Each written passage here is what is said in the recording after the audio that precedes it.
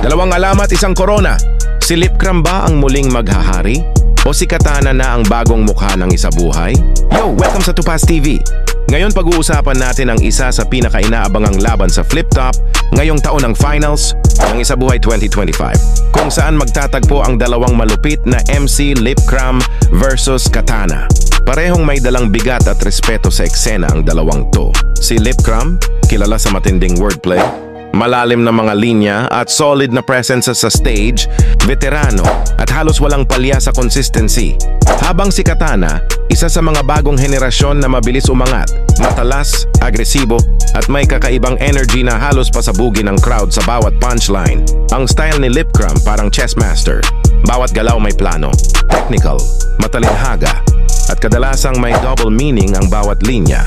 Kaya kung gusto mo ng bara na may lalim, siya ang taya mo. Si Katana naman parang street fighter, diretsahan, brutal at ramdam mo agad sa bawat banat. Hindi lang basta punchline, may energy at performance na tumatago sa crowd. Siya yung tipong kahit di mo masyadong kilala, mapapalakpak ka na lang bigla? Ito ang dahilan kung bakit sobrang interesting ng matchup na to.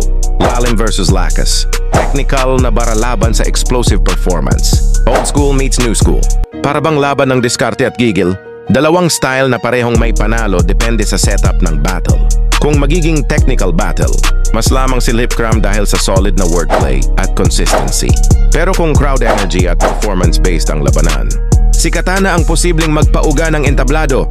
Kaya sa huli, depende na yan kung anong style ang mas tatakbo sa gabi ng finals.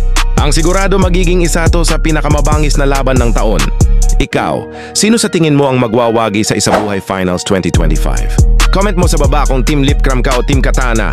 Don't forget to like, share at i-follow ang Tupaz TV para sa mas marami pang Flip Top updates, history at analysis. Salamat sa panonood. Peace out.